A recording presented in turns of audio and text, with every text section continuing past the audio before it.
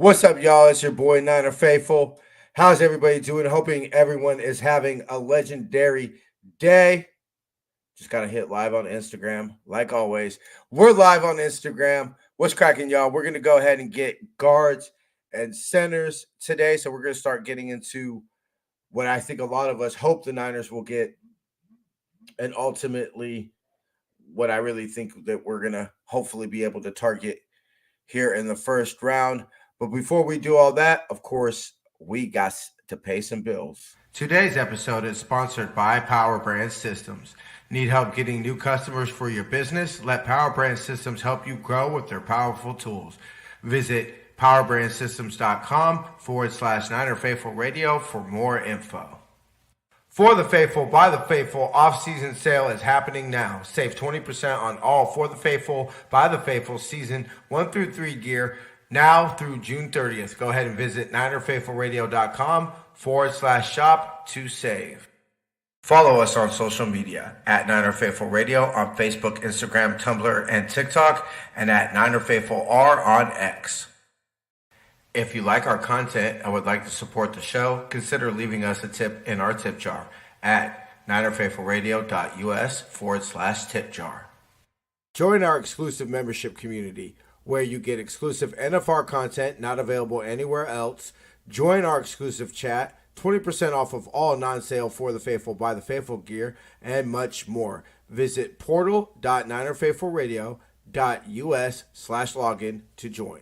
Join us Friday for our NFR weekly review at 6 p.m. here on the West Coast. End your week with some drinks and laughs. Yay! Ladies and gentlemen, faithful of all ages, let's get the show cracking. Rice has just set a Super Bowl record with 12 catches. He's in motion. Montana, touchdown, John Taylor. Niner Faithful Radio, the show hosted for the faithful, by the faithful, brought to you by Power Brand Systems.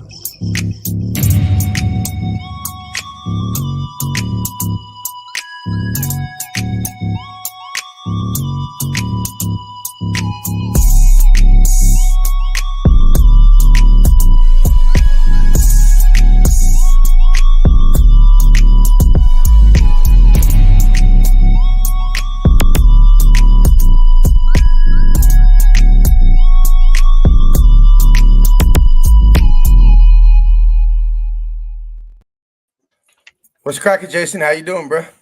What's up, my dude? How is it? How's it going, man?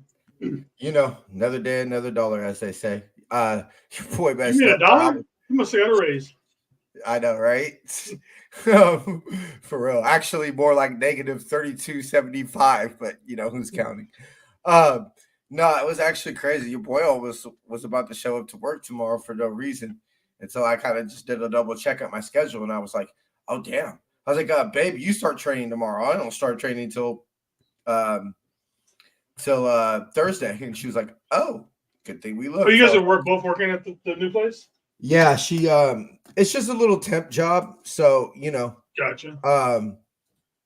But yeah, she's doing concierge. So she'll be, you know, trying to get people to upgrade their tickets. And I'm doing cashier. So I don't know as far as like how close we'll be working. You're not going to be jumping through hoops or any of that kind of stuff that they've been doing there? No, I don't think so, bro. I think I failed the tryout. Not many of them?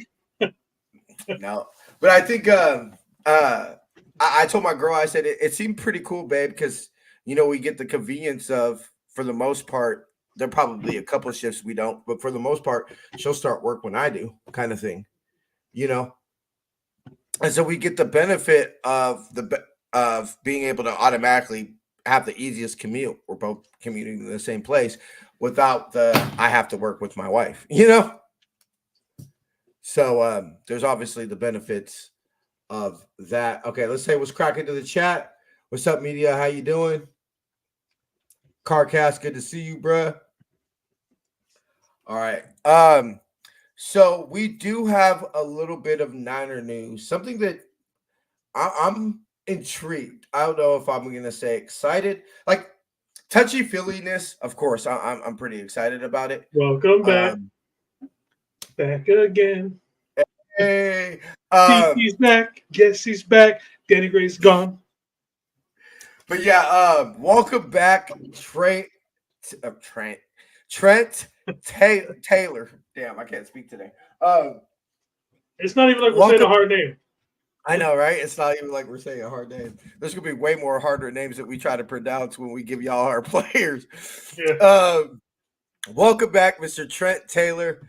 I wasn't able to find the picture I have of him before the 2018 home opener, but a little bit of stats that I wrote down via Dave Lombardi. Feel like Jay knows what days we go live. Hey, you know what? If John Lynch, do me a favor. If you got any pull with the league, have them do the last the cut downs on a Tuesday, on a Friday.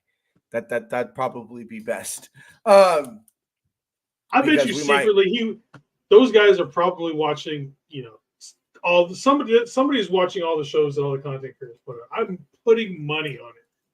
I don't think like ours, I think we've had, look, if people aren't full of shit, I know we've had people who work for the franchise listen to our show, unless they were full of shit. I know that for a fact. Do I believe little podcasts like us, there's somebody? No. But do I feel like Dave Lombardi, Graham, the big ones? Yeah, I would believe that. I believe definitely the big boy podcasts. We've had some interaction with players on like Twitter, Instagram, and stuff like that. So it's not out of the realm of possibility that maybe somebody just was like, hey, let's just check these guys out just because, we've said some things to them like on Twitter and stuff like that. But more than likely, it's probably one of the big guys. Yeah. But as far as Trent Taylor, I like the signing. I really do. I do too. I have much more faith in him. Instantly, our return game is instantly upgraded, infinitely compared to what it's been. Yeah, I think he's a much better return man than Ray ever was. Literally, the best return average we had was in 2018 or 2017 in the Shanahan era. Was Trent Taylor with 17 yards average is the best we've had return yards. The via David Lombardi, I know that the 2 years he's qualified for enough returns to qualify for leads and punt yards. He's finished 8th and 9th, and in 85 possible return opportunities with us in 17 and 18, he had 0 muff punts, and in 212 punt return opportunities, he's had 3, and 2 of them came in a windy, rainy game last year in Cleveland. So basically, in 210 punt return opportunities, the man's had 1 punt. What excites me most about this is I'm curious to see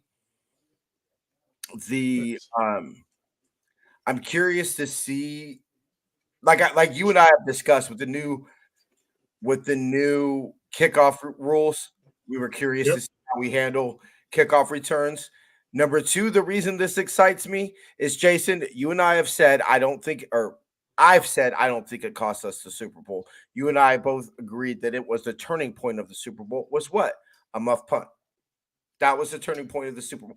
That's the first time I threw shit in that game, because I said this is exactly what the fuck happens when you let a good football team hang around. Now all of a sudden they're back in the football, So I didn't necessarily blame it on special teams as much as I did the offense. We had the opportunity where that touchdown would have not meant what it did if we would have simply scored on offense. But we cannot ignore the fact that the special teams have been subpar pretty much every year of Kyle Shanahan's era. And what excites me most, he was overrated. If you said I want a punt returner, he was underrated, or not overrated. I think he was rated fairly when you talked about holding on to the football, because regardless of, I'm in agreement, you dive on the football. I got it. Joke. Yeah. So I didn't get it, but Just read that sentence again. Read what's on the screen. Ray was overrated. Oh, overrated. Okay, I get it. Make sure you tip your So waiters. said, Folks. thank We'll you. be I'll here be all here week. all week. Tip your waiters. By the way, if you'd like to get it into our tip jar, anyway. So yeah, look, I mean, if Kyle's philosophy of punt returns is catch the ball, don't fumble, I think we've got an upgrade of catch the ball, don't fumble. Well, I'll just say that when it comes to Ray, as soon as we made that signing, within 5 minutes, my older brother, who was a huge Steelers fan, he texted me. He's like, "Be ready to clench your butthole every time he's back there returning a kick." And to his credit, he wasn't as bad as he had been previously. But there was times where I was just like, kind of like. The thing that excited me the most about this is the fact that Shanahan and Lynch are seeing that our special teams were issuing the Super Bowl and doing what's necessary to address it. Yep. Regardless of whether you felt that we've upgraded, you can argue about who we signed, but I think every faithful should be excited that we signed somebody and that we're addressing it and just didn't bury our head in the sand. And, Kyle basically what if this takes hey, away CMC going into some of them shallow routes and stuff like that, to where Trent Taylor could easily be that person who takes those routes now? Because he was a pretty good yak guy from what I remember. It wasn't the greatest, but he was. Him and Jimmy definitely had that connection. That third down connection. Yeah, he was the first person probably in the Shanahan area who had that 3rd and 1. We had 3rd and Trent to begin with. You know what I mean? It's probably 3rd and Trent, then 3rd and Kendrick. Now we got 3rd and 1. Yeah. So I mean, we've had numerous guys who come up clutch, who've been the clutch person on 3rd down. So now we kind of got 2, and I think with him taking some of those shallower routes away from CMC, probably just means a little bit less wear and tear in CMC. Maybe some bigger runs and stuff from him. I'm all for this pick right now. Yeah. First of all, I had to do a little housekeeping. What's cracking, David? Good to see you, bro. Thank you for joining us. I'm with you, Jason. I mean, I don't believe we were going to go out and sign somebody that was going to be, oh my God, we got a Pro Bowl punt returner. Yeah. So for what I the contract, I know it's a 1-year contract.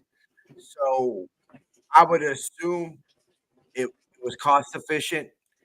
We've gotten an upgrade, and I just don't think we'll ever, unless we draft somebody who happens to turn into that, I don't think that we're just going to ever have the best punt returner in the league because Kyle just doesn't value it. Kyle says, just give me the ball at the 20 every time. And I think Trent automatically becomes the 4th receiver over everybody else. So what? And that includes Ronnie Bell. Okay, so you have Debo, B.A., Jawan, Trent, who's also going to be your kick returner. So he does have 2 spots on there. You can even drop him down to the 5th receiver and have it go Ronnie Bell, then Trent. And he's still more valuable as a kick returner than Ronnie Bell is. That's 5. So are we keeping 5 or 6?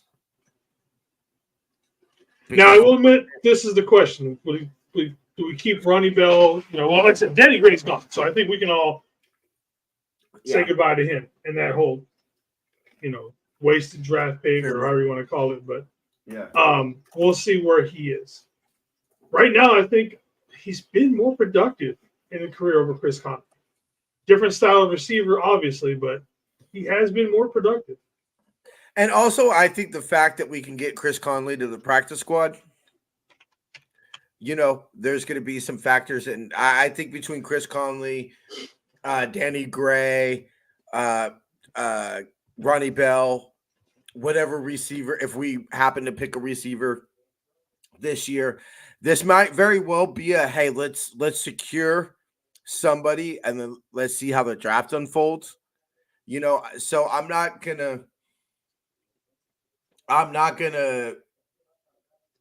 pretend like he's got his name inked in roster. but I'm putting it in an erasable link before the draft. Now see who we get in the draft and everything. Before we get started with that, we're gonna go ahead and do a last little one. We're gonna get a little ad read, then I'm gonna go ahead and give you my garden center, and then Jason will go ahead and give you yours. So we'll be back in a second. This segment is brought to you by shop49ers.com, the official online store of the 49ers. Use our affiliate link in the description to get the latest official Niner gear, save 10%, as well as help out the show. All right, so as always, please, if you're going to get any type of draft hats, I know that obviously people are going to be buying some jerseys here quickly once the draft comes around and everything. Make sure to use our affiliate link in the description. It really does save you 10% and it helps out the show. Doesn't cost you any more money. We're going to send Jason. If you don't, Jason's going to show up and do a strip tease at your at your work. Get you fired. Hey, that is rare stuff for that, man. All right. Getting into mine real quick. So we went ahead. Let me see. I have it right here. So let me go ahead and slides. My computer. Upload file. Let's see if it'll let me do it. And I didn't download it as a PFF. So let me see if it'll let me do it this way.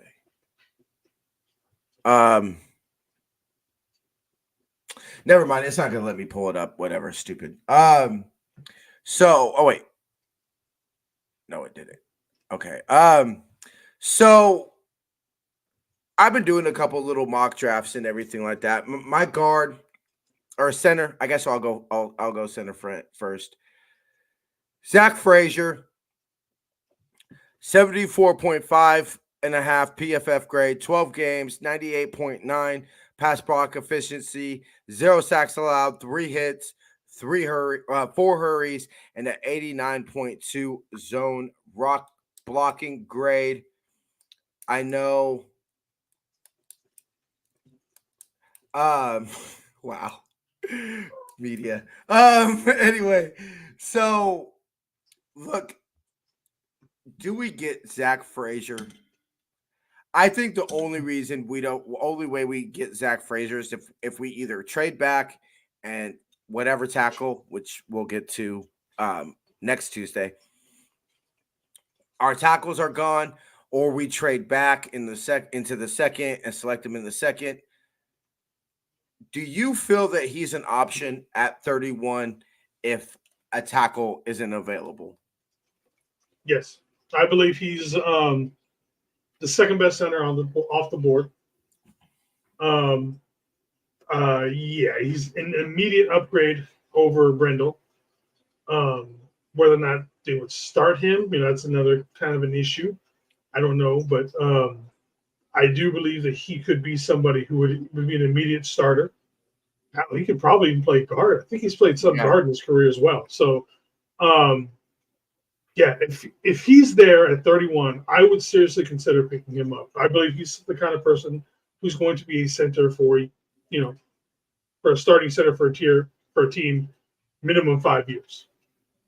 Yeah, I definitely think he makes it through his rookie contract. Look, Brendel regressed last year. And let's be real. Was it a regression or was Brendel just showing what Brendel was? I think Brendel was just showing what Brendel was. Yeah. And that's fine. My biggest fear with the offensive line in the whole is that they look at it and they say this line was good enough. They say we start Feliciano from the start, so you don't have the struggles of Burford at right tackle. And essentially that line was good enough to get you to the Super Bowl in overtime. In a game, let's be real, minus the fourth quarter, we dominated, at least defensively. That's my biggest concern. I think in this little mock draft, fully ran by computer. I did not have any say in this. They had us taking Kingsley. I'm not going to even pretend try to pronounce that name and everything, but they had us taking the tackle from Simatia from BYU. Zach Frazier went. Jordan Morgan went 36. See, in my favorite draft that I did, I was actually able to trade back to 36 and pick him. That's in the first one I showed you. That's what I did. I was able to trade back into 36 and take him then. Ideally, that's what I want the Niners to do. Ideally, is to slide back, take the second tier of tackles, slide back, and then ultimately pick somebody. Zach Frazier went in this little mock draft 46. So either one, Jordan Morgan, Zach Frazier. I know another big tackle that we have, Tyler Guyman, went a pick before us to the Cry Girls. I'm not big on Tyler Guyton though. I'm not either personally. Graham Barton, I know somebody who is slotted to us. Went 20. JC Latham went 17, which I actually did try to in my last one, which is not going to happen because they had us taking the one from Washington. Troy, I'm gonna let you say his last name, bro. But the one from Washington, Fatanu. There you go.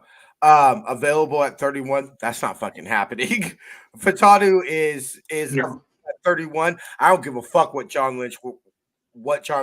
I'll have my family run up our card for us. You know what I'm saying? If he's available at 31, I don't give a damn what we're offered in the trade. If he's available at 31, that means that he's got some borderline. He's got arrested. Yeah, there's something in his past that we find out like the night before the draft. Something like that. If he's available at 31, I'm a no for Mims. Yeah, I'm completely. Yeah. Oh yeah. That's what I want. Mims is Trey Lance version 2, but larger. Yeah. Kind of a thing. Yeah. I don't think we're gonna get from him. I don't think we're gonna go after him because they're gonna say we don't have enough tape. And I think the buzzword for this draft is anti-projection. That's what I would hope when we step back. Like, I understand once you get to the third, the fourth, the fifth, the sixth, the seventh round, you're going to have to do some projecting. That's just the way it is. But I would rather us take a D tackle in the first round that we're like, look, we know this man starts day one, or at very least, because, let's say, hey, you got to be pretty damn good to, beat out Javon Hargrave. I'd rather take us saying, hey, this person's going to make an immediate impact on our football team day one than take somebody that's not going to make an immediate impact and is a projection a year or two into the future. Meme scrims Pittsburgh to me. Mims in this draft went to, let me go ahead and look it right now. He actually went to the Raiders. I can see the Raiders doing him. I can see. Let me see. Besides Joe Alt, let me ask you this. Besides Joe Alt going 7 to the Titans, which pretty much everybody and their mama has him picked. You got the Falcons at 8, Chicago at 9, the Jets at 10, Minnesota at 11, the Broncos at 12, and the Raiders at 13. When do you think the tackle run starts? What's up, Gold Rush Gridiron? I don't think we've seen you in the How's chat. it going, my before. dude? Welcome. Thank you for showing up. It's CarCast. Oh, okay. Okay. I could see it at 6 or 7, depending on when Alt went 7. Once the quarterbacks are gone. Once the quarterbacks and Marvin Harrison are gone, I could see a run on tackle starting. Yeah, so this one it went Caleb Williams, number 1, Drake May, number 2, Jaden Daniels, number 3, Marvin Harrison Jr., number 4, and Rome's Adunze went number 5 to San Diego or LA, sorry, the Chargers. Malik Neighbors went number 6 to the Giants. Joe Alt went number 7 to the Titans. Brock Bowers went to Atlanta. Dallas Turner went to Chicago, and then Talise Faluga went to number 10. So at number 10 is when you basically started seeing the run on tackles. Yeah, honestly, I haven't gotten into I got you, bro. I got you. Jason told me. I haven't gone into the deep tackle. I've gotten into Jordan Morgan, and then I'm gonna see if I can be changed kind of situation. So I can't comment on us getting Kingsley, but in that situation, just off my first thoughts, I go Frazier. If you tell me Joe Alt's gone, Fuaga is gone, Mims is gone, Fashanu is gone, Fatanu is gone, JC Latham's gone, Graham Barton's gone, JPJ is gone, Johnny Newton's gone, Kool-Aid's gone, and Tyler Guyton's gone. Yeah, at that point, I'm going. I'd rather hold on to get Rosenberg and take Frazier at that point. Second, depending on what wide receivers are up there, maybe take a wide receiver. A lot of people are mocking this Lonky, the Georgia wide receiver. Yeah. So in one of the ones that I accidentally clicked on, another it was like a free. How's it, Tony? Thank you very much, my brother. Thanks, Tony. Appreciate you, bro. On one of my drafts that I was only able to get into like the third round before I accidentally clicked on something and messed it up. I actually traded back, was hoping to get Jordan Morgan. He got taken a couple spots before I was able to pick, so I took Xavier Worthy. That's what everybody's Angel's talking about Johnny Wilson, the one big old receiver from Florida State. It's like 6'7", 240. I saw him available in the 5th, and I'm not gonna lie, if I wasn't getting my guard, who we'll get to next in the 5th, I was heavily contemplating taking him in the 5th. I wonder if someone will try and convert him over to a tight end, tackle, or tight end. Yeah, to a tight end in the NFL with his size. I mean, he's basically Charlie Warner size. You know what? I can run fast. I'm gonna ask you this, bro. What if he's what Kyle envisioned Jordan Reed being? Jalen Hurd. I don't think quite, because let's be real, Jalen Hurd played running back, so I don't think he's quite Jalen Hurd. But that Swiss Army knife that Kyle is. Let's be real. Kyle's wet dream is to have positionless football. Yeah. To have 5 eligibles that he can put it wherever he wants on the field. That's Kyle's wet dream. He's the Timu DK Metcalf. Timu DK Metcalf. You know what? If it comes without the prima donna-ness, I'm down. Yeah, right? Yeah. I'm down if it comes without Remember when everybody said that we were going to take him, and I was like, man, look at this guy. And then we're like, oh, man, the Seahawks got him. And we're gonna regret this for years. And I'm just like, ooh, man, did we ever miss some attitude and prima donna bullshit with that pick? Because for the most part, okay, so let me ask you this: DK or Debo? Oh, Debo. It's been Debo, right. I would think Debo. Production wise, DK has a good game here and there, but the other half of the games he's completely shut down because he just doesn't do anything. Now, Debo gets injured, but that's but for the most part, when Debo plays, he shows up. DK has been shut down by lesser cornerbacks than Mooney Ward constantly times. I don't believe DK carries us to the NFC Championship like Debo does. No. I don't. All right, my guard, Mason McCormick, 87.6 overall grade, 15 games last year, 84.5 pass blocking grade, 0 sacks allowed, 0 hits, 3 hurries, and 94.7 run blocking grade. Why I'm excited about this is that's a significant upgrade in pass blocking. Yeah. Now, we understand. Now, unfortunately, he did play left guard, so we're gonna have to switch him over to right, unless, look, we've all kind of said this, but Aaron Banks before the foot injury and Aaron Banks after the foot injury were not the same player. True. And does Kyle want to pay a guard? Yeah. That's the clear question. Does Kyle want to pay a guard? Because I've been thinking in my mind, oh, you switch him to right.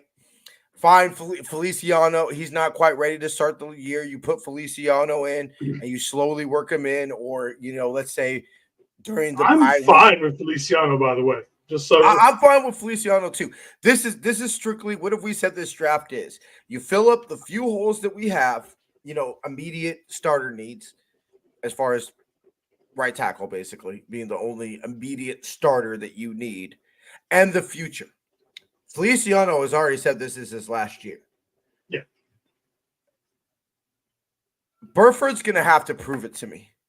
Like, I was willing, his rookie year, I was saying, okay, you got Daniel Brunskill, Aaron Donald's daddy, let the rookie work in. By year 2, when they're still platooning you and then eventually straight out bench you. Yep. And the only reason you were in and you have the biggest ME maybe in Niner fucking history. I'm sorry. I just, you're going to have to prove that you're the best right guard for me next year. I'm sorry. Mm-hmm. I love Burford. He went on CG Ruthless's show. I love the interview he gave. Was Niner gang straight from the second he got drafted. Like, hey, I want to be a Niner. Let's go. But I've said it ad nauseum. I've said it ad nauseum on the show. I know y'all sick of me saying it, but I can't have my right guard having an ME on 3rd and 4 in overtime in the Super Bowl. So if we've got Mason McCormick, so I know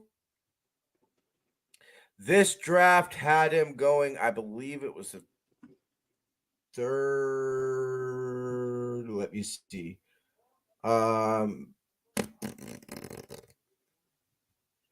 Where did they have Mason McCormick going in this draft? Rose Garden. You know what? If this draft really happens, I'm really gonna hate the Ravens. They got Kyle Hamilton and they stole Jalen Hicks from me.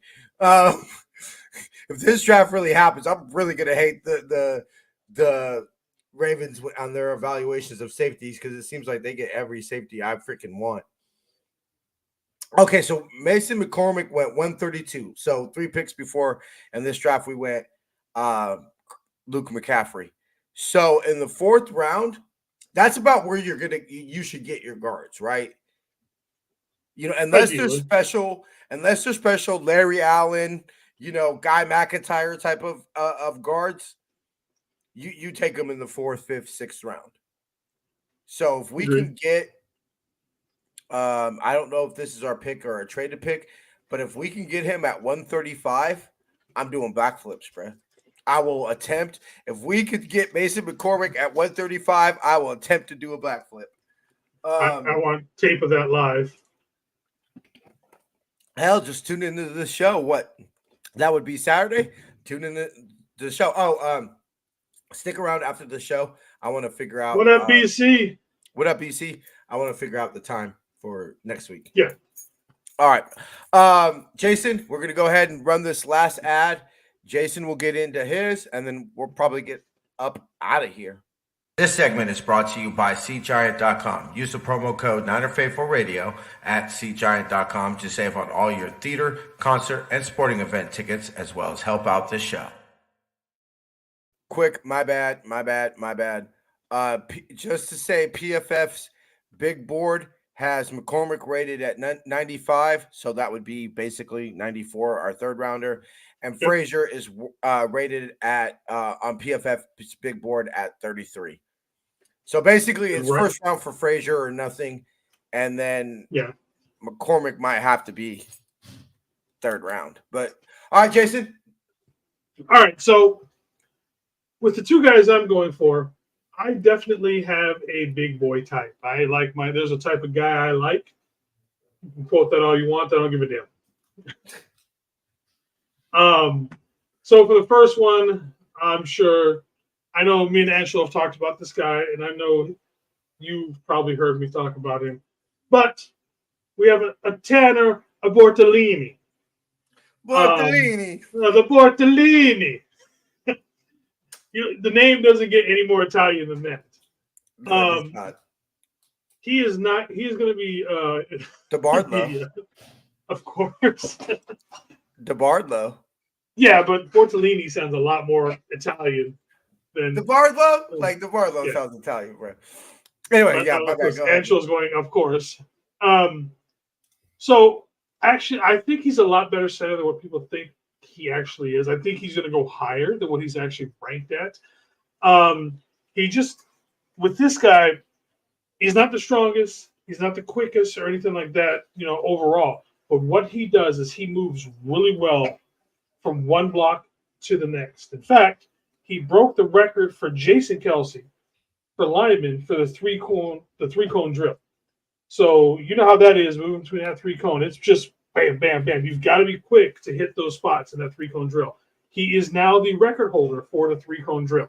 So I like the way that shows him that he can get from point A to point B inside. Athletic. In the middle of that with all the traffic and everything else for him. His great footwork and technique. He's balanced for pass protection and the running game. Again, he's not a top end mauler, but he can get in there and move in there. Get in there, get his hands on people and move them. Can play guard, which again another gives him that versatility to play wherever. Really has good patience in pass protection. He isn't necessarily as violent with his hands as you necessarily want him to be, especially in pass protection. Again, he's not the strongest guy in the world, but he's one of those guys that's going to give you a lot of effort, and he's going to go out there and he's going to give you everything he can. So again, to me, the closest person that he shows up to be like is a Jason Kelsey kind of a clone. Also, check out the hair, people. We got business in the front and party in the back. Hey, you know what? Something about a mullet just makes me like that. Just looks like an all offensive lineman hairdo. So for reference, he went in this mock draft I did right before the show. He went at 117 to the Colts, which is in the 4th round. So you tell me we got our center and a guard, or center / guard / 2 guards in the 3rd, 4th round. I'm rolling with that. All right. So, and the next guy I got is guard Cooper Beebe from Kansas State. Again, he's one of those guys. He's not going to be the fastest. He's not the strongest in the world, but he's one of those effort guys. Again, he has played every position on offensive line, more versatility, has great leadership, and actually both of these guys have very high football IQ. I'm going to link that up to something because both of them are also a little bit on the smaller side. But at the end, I'll tell you why. Has elite pass protection from the inside. This is someone you're not going to get past on the inside very easily. That is one of his best strengths, is that he is actually a better pass blocker than he is a run defender. But he's not too shabby when it comes to run blocking either. Very good at doing pulls and getting up to the 2nd level. Again, another guy who can move very quickly on the inside. Again, the guy that has shorter arms, A little bit slower on the lateral movement, but can still get from point A to point B really good. So there's that. Now, the point is with both of these guys, both of them have really high football IQ. Media's like, he loves me some Cooper Beebe. Yeah, man, I love it. Undersized, really smart offensive lineman.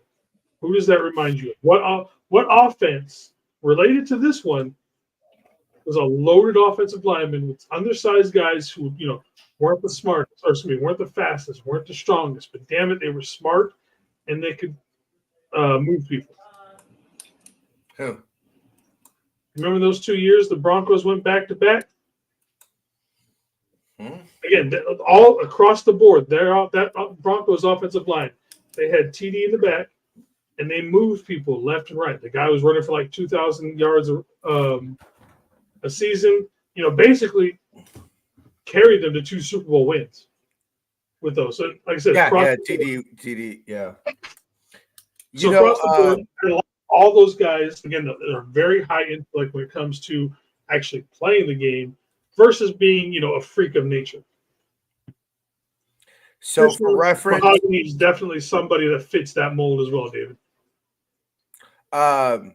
So for reference, he went in this mock draft I did before the show. He went 54. So if he could slip a little bit, maybe a little bit of a trade up, I think somebody we could definitely. You fellows over Christian McConaughey. I haven't watched him. I'm just I know he's talking about. Christian McConaughey would fit directly into the same type of mode of a player.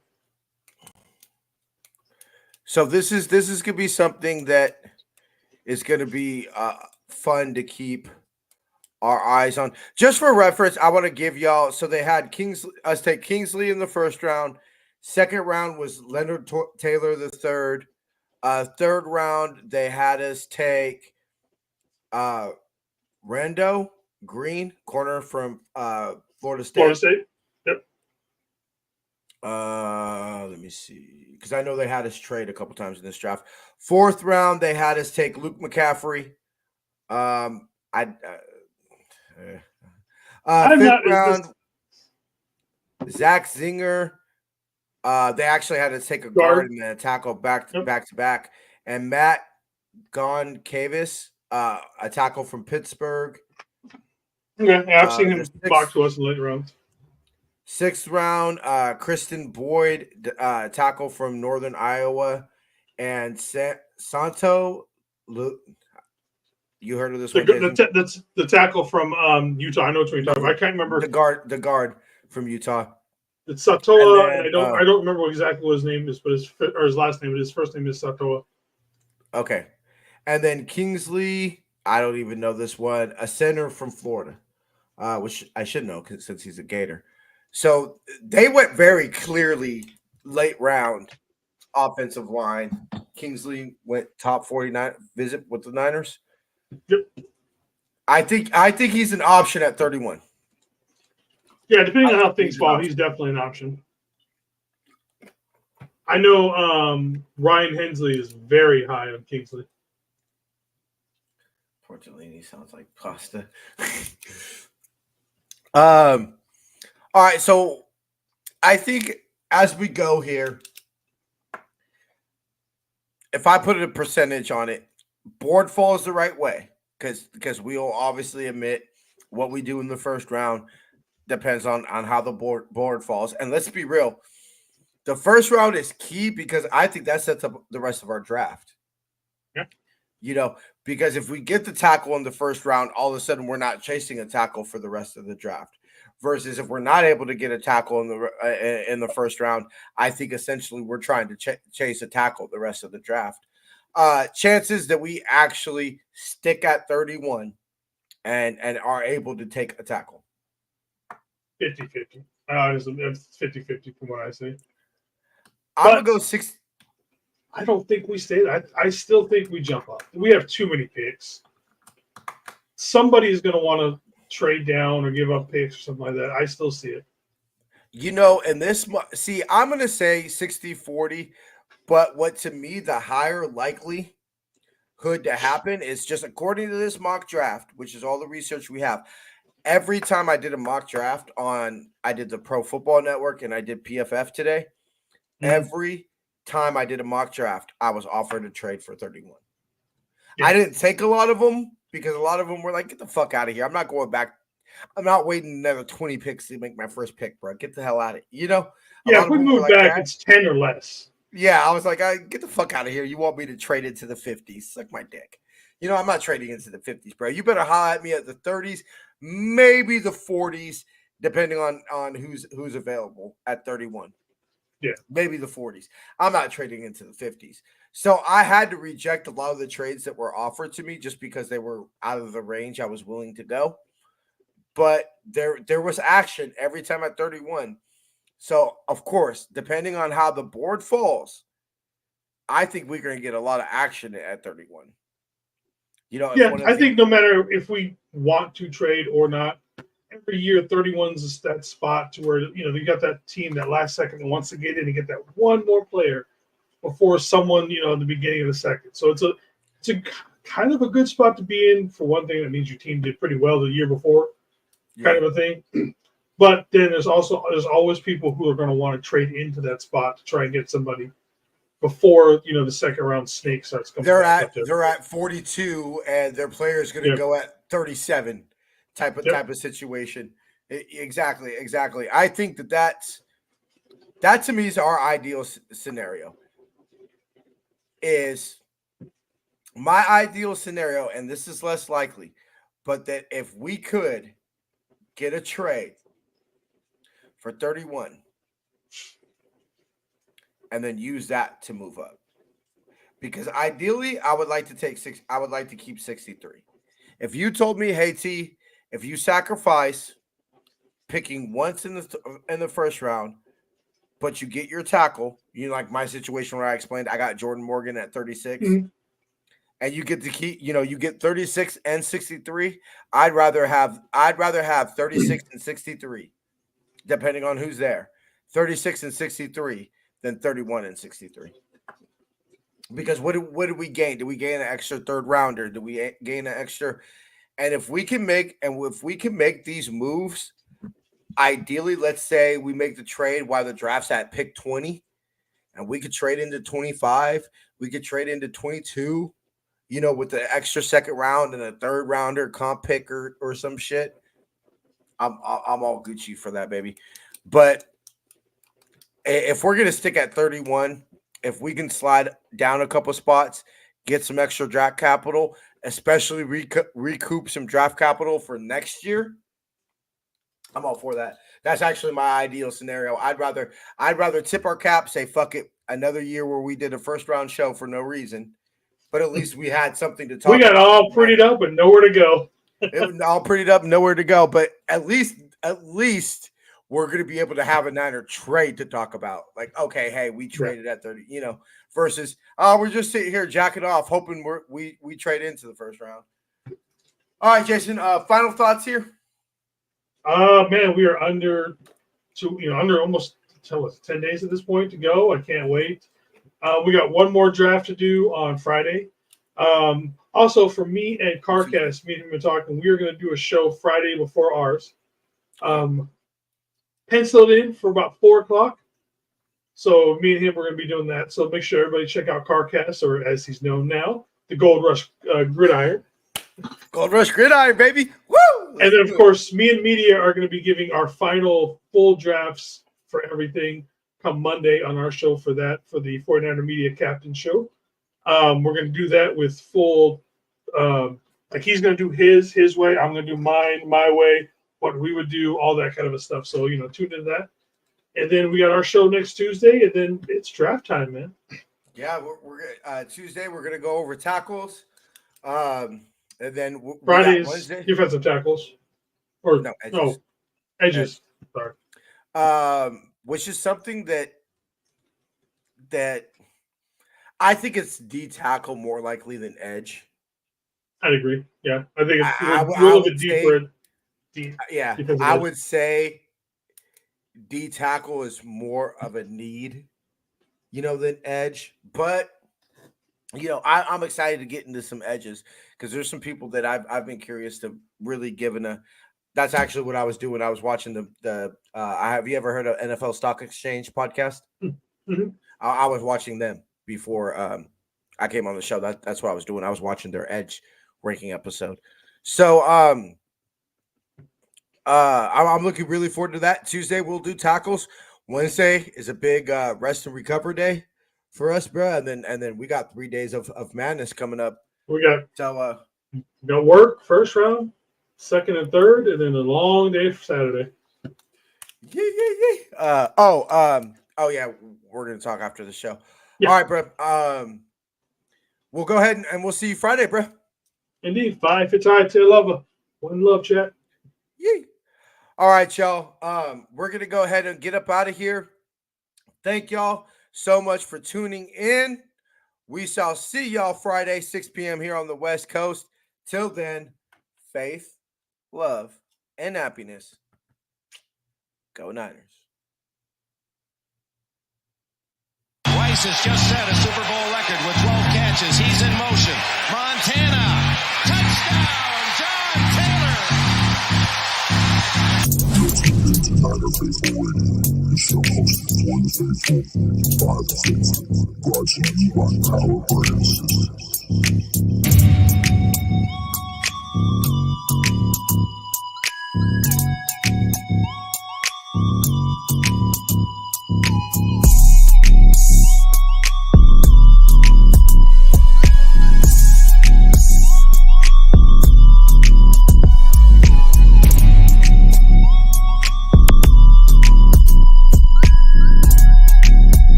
A panda bear in the chat.